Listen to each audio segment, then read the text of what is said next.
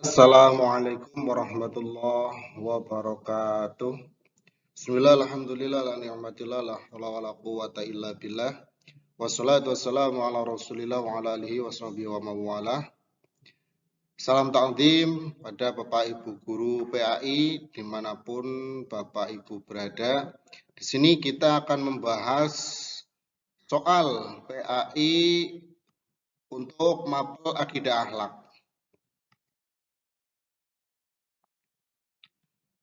Soal yang pertama, akhlak menurut Imam Al-Ghazali adalah gambaran keadaan jiwa berupa sifat-sifat yang sudah mendarah daging yang mendorong dilakukannya perbuatan-perbuatan dengan mudah lagi gampang, tanpa berpikir panjang. Sedangkan akhlak secara bahasa merupakan bentuk jamak dari kata khuluqun yang memiliki arti sebagai berikut, kecuali A. Perangai, B. Watak, C. Dipekerti, D. Tabiat atau sopan santun, dan E. Tingkah laku. Gimana menurut Bapak Ibu, apa jawabannya? Jawabannya adalah watak. Ya, memang kadang watak itu ada yang menyebut sebagai bawaan, ya, bawaan lahir. Tapi yang ditanyakan di sini adalah arti dari kata khulukun. Yang bukan arti dari kata khulukun itu adalah watak. Nah, berbicara tentang akhlak, banyak ulama, banyak cendekiawan yang membahas tentang pengertian akhlak. Salah satunya adalah Ibnu Miskaweh. Beliau berpendapat bahwa akhlak adalah kondisi jiwa yang mendorong tindakan-tindakan tanpa perlu berpikir dan pertimbangan lagi. Nah, di sini pengertian akhlak menurut Ibnu Miskaweh hampir sama dengan akhlak menurut Imam Al-Ghazali. Yang membedakan ketika ada soal seperti ini, yang membedakan akhlak menurut Ibnu Miskaweh dan Al-Ghazali, kalau Al-Ghazali itu kata pertamanya adalah gambaran keadaan jiwa, ya, gambaran keadaan jiwa. Kalau Ibnu Miskaweh itu kondisi jiwa, antara kondisi dan juga keadaan jiwa. Kemudian selain Imam Al-Ghazali dan Ibnu Miskaweh, masih ada Profesor Dr. Ahmad Amin. Beliau berpendapat bahwa akhlak adalah perbuatan yang mudah dilakukan karena telah dididik dengan membiasakannya dalam kehidupan sehari-hari. Jadi akhlak ini bukan sesuatu yang dilakukan tanpa kehendak, seperti kita bernafas, kemudian jantung berdenyut. Itu bukan, karena akhlak itu butuh adanya pembiasaan. Biasanya anak-anak itu dilatih dengan sesuatu yang baik mulai dari kecil agar kemudian akhlaknya menjadi baik ketika mereka sudah tumbuh dewasa.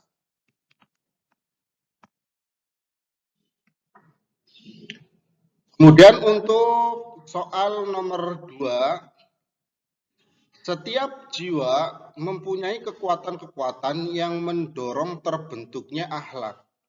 Ibnu Miskaweh menjelaskan bahwa dalam jiwa seseorang terdapat 3 kekuatan yang membentuk akhlak manusia. Sementara itu, Imam Al-Ghazali menambah 1 kekuatan lagi, sehingga genap menjadi 4 kekuatan atau al-quwah.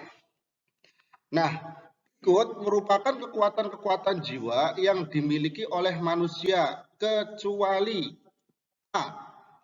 Quwah al-ilmi, B. Quwah al-ghadab, C.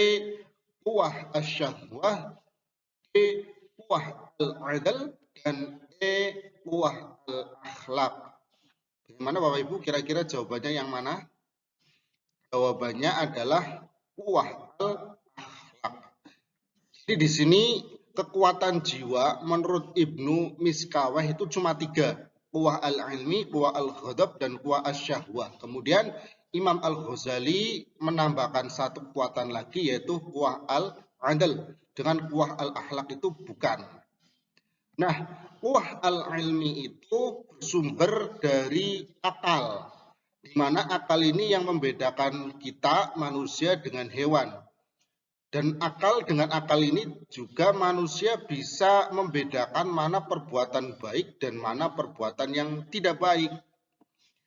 Kemudian kuwah al-ghadab itu melahirkan sifat saja'ah atau keberanian, di mana saja'ah ini atau keberanian ini bisa menjadikan seseorang untuk mempertahankan eksistensinya, mempertahankan jati dirinya agar tetap eksis. Kemudian kuwah asyahwat melahirkan ifah, yaitu kemampuan manusia untuk menahan diri dari perbuatan yang diharamkan oleh Allah. Karena kuwah asyahwat ini mendorong manusia untuk mendapatkan kenikmatan-kenikmatan zahir. Maka perlu adanya ifah agar kuwah asyahwah ini bisa terkontrol, bisa dikendalikan oleh manusia. Nah, kuwah al-adl ini sebagai penyeimbang dari kekuatan-kekuatan yang tiga itu. Kemudian untuk soal yang nomor 3. Banyak orang yang kelihatannya berilmu, akan tetapi ilmunya tidak dapat membimbing kehendaknya untuk melakukan tindakan-tindakan yang membawa manfaat dan kebahagiaan dunia akhirat, karena ilmunya tidak mengandung hikmah. Nah, berikut adalah turunan dari hikmah, kecuali A. Husnu ad-tadbir atau baik pemikirannya. Azim, jernih pemikirannya. Iqabah ar-ra'yi, tajam pemikirannya. Kuwah ar-ra'yi, kuat pemikirannya. Kemudian yang shad adzon, ya, tepat pemikirannya. Jawabannya yang mana? Jawabannya adalah kecuali kuwah ar-ra'yi. Jadi kekuatan ilmu, ya, kuwatul ilmi itu butuh yang namanya hikmah, di mana hikmah adalah pemahaman yang mendalam tentang segala sesuatu sesuai dengan syariat Islam. Ketika akal berpikir kemudian didasari dengan hikmah, pemahaman tentang syariat Islam, mana yang boleh dan mana yang tidak, maka akan melahirkan pemikiran-pemikiran yang baik, yang jernih, yang tajam, dan juga tepat.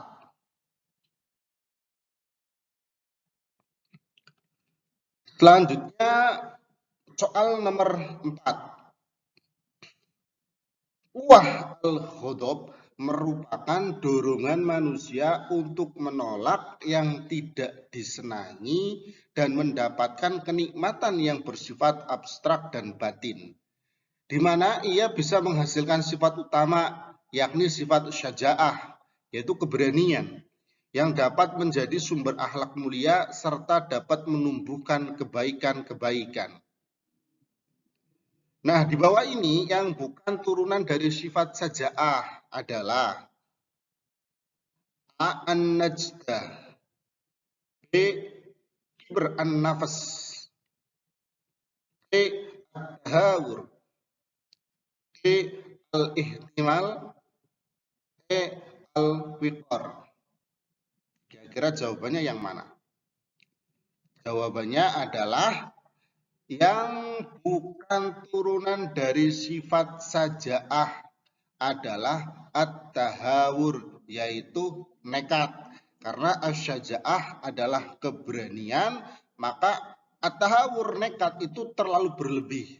Keberanian yang terlalu berlebih, yang tanpa perhitungan, jadinya adalah at-tahawur atau nekat. Ini bukan sifat yang terpuji. Nah, yang menjadi turunan sifat as-saja'ah itu yang pertama an-najdah, yaitu membantu atau menolong orang lain. Berani untuk membantu, berani untuk menolong orang lain. Kemudian kibr an-nafs, yaitu berjiwa besar, tidak mudah putus putus asa, tidak mudah menyerah, kemudian ketika dicaci, dimaki oleh orang lain, tidak mudah putus asa karena dia itu berani. Kemudian kalau at-tahawur tadi nekat, dan al-ihtimal, ketahanan dalam bekerja. Orang yang berani itu punya ketahanan dalam bekerja dibandingkan orang-orang yang lemah, orang-orang yang tidak punya keberanian. Dan kemudian al-wiqar, yaitu tenang. Kalau orang Jawa itu menyebut tidak gerusak-gerusuk, tenang. Pembawaannya itu tenang. Nah, selain 4 itu ada juga al-karam, yaitu kebaikan budi. Kemudian juga ada al-hilm, yaitu santun. Nah, selain at-tahawur yang bukan turunan dari sifat saja'ah, ada juga al-jubn, yaitu pengecut. Nah, kalau at-tahawur ini saja'ah yang terlalu berlebih, yang tanpa perhitungan, yang akhirnya menjadi nekat.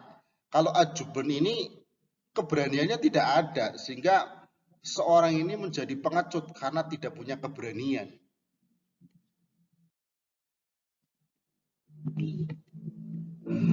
Kemudian untuk soal nomor 5,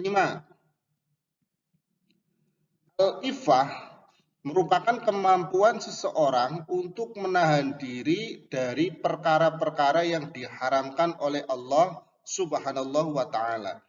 Sifat ini muncul dari quwa asy-syahwah yang dapat dikendalikan oleh seseorang sehingga melahirkan sifat-sifat yang mulia. Nah, berikut adalah sifat-sifat terpuji turunan dari sifat ifah, kecuali at-tabdzir, B. al-wara, kemudian D. as-sakha, D. al-qanaah, dan E. al-haya. Mana jawabannya?